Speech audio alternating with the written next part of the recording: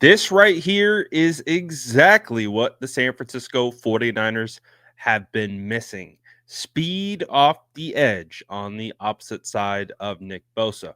Well, they've actually kind of been missing two things on the opposite side of Nick Bosa, and they have addressed both of those needs this offseason. One was a legitimate edge setting defensive end.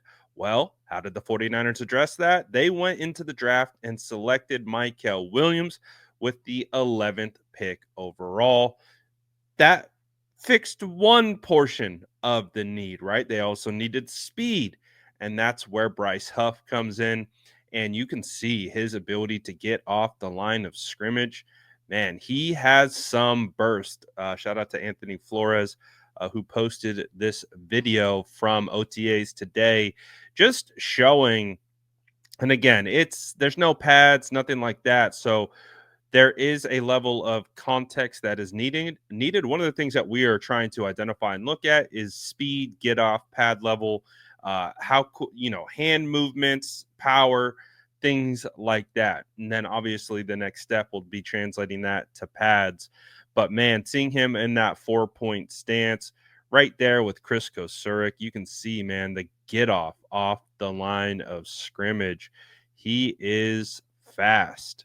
He gets there in a hurry, and you can see he's even kind of setting up a little bit of like a hezzy move, very subtle, but man, I'm super excited because if you guys remember, man, in 2019, the San Francisco 49ers found so much success with that defensive line because of, in part, due to D Ford. D Ford wasn't a big defensive end. He was a speed demon, basically, almost in the same kind of build as Bryce Huff. And man, when it was time to rush the passer, and you had that defensive line of Nick Bosa, uh, D Ford, Eric Armstead, and DeForest Buckner, man, it was really hard to stop. And again, that's why I think this is such a great fit, because Michael Williams can be your Eric Armstead. He can kick inside and rush over the guard, very similar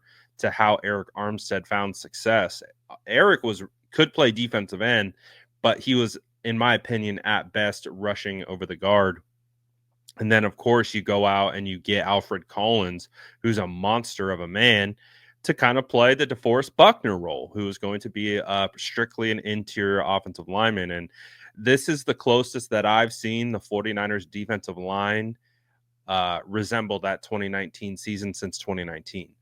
And yes, there's still a process involved. We have to see how this translates to training camp and what that looks like into the regular season before we can give any definitive analysis on it. But you can see the vision, you can see the puzzle pieces coming together, and it all continues to point to, man, this is eerily similar to that 2019 defense and the way it was structured. I mean, even go to CJ West. CJ West looks like DJ Jones.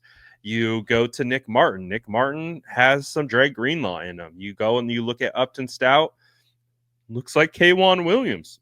So quite a few parallels here to the 49ers success in 2019 under Robert Saleh. And it's not really a big surprise to see that the 49ers are trying to redo that. They're trying to rework that magic sauce that got them to a 13-3 season. And it's not because they were lights out on offense. Honestly, man, when I look back at that 2019 season, I think of that defensive line. You had year 2 Fred Warner, rookie Dre Greenlaw. Yes, you had Richard Sherman on one side, but basically UDFA Emmanuel Mosley getting a ton of reps. Kowalski Tart. You had Jimmy Ward. It wasn't like this crazy formidable defense at the time. We look back now and we're like, yeah, it was a great defense. But heading into that season, there were still a lot of questions.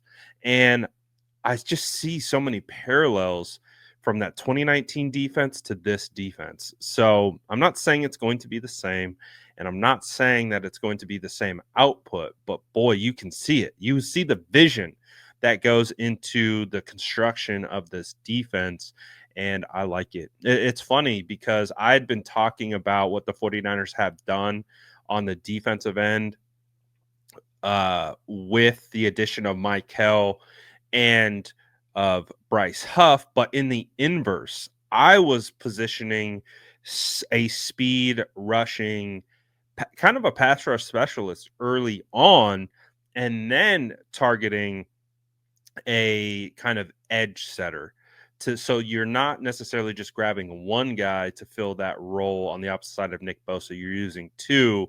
I just had the it flipped. I was looking for speed first, then edge setter. 49ers went edge setter, and then they go and get speed via a trade. So it's wild to see how it played out.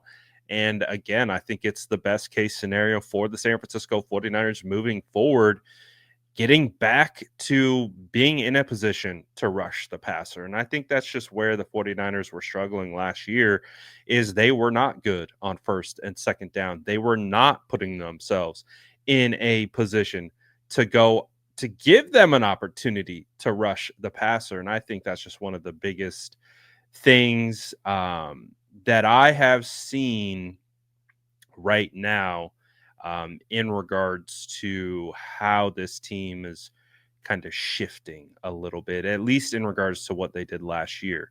And it's a welcomed sight to see. I'll tell you that. And again, I've seen this play out before. We have seen this story.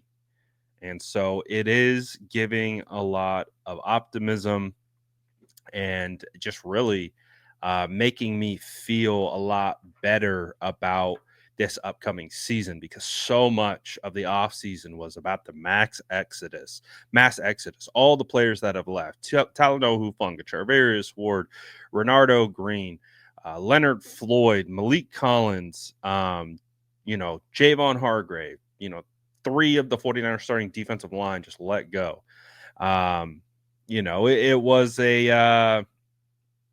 a situation where you're like, I don't that's I mean there's a lot of moving parts here, but it is going to be fascinating to see how the 49ers address it. And now there might still be pieces that need to be added. We've talked about at length maybe Justin Simmons, the safety is an option for the San Francisco 49ers with some of the injuries to Jair Brown and Malik Mustafa. But I would say, man, we have such a better feel right now for what this defense can look like. And I think we're getting a lot closer to returning to that 2019 form than I think we've been since 2019. And I'm excited about that. I really am. Again, it keeps pointing to a lot of optimism about this upcoming season. But you guys let me know what you think in the comments below. And as always, make sure to like and subscribe for more updates.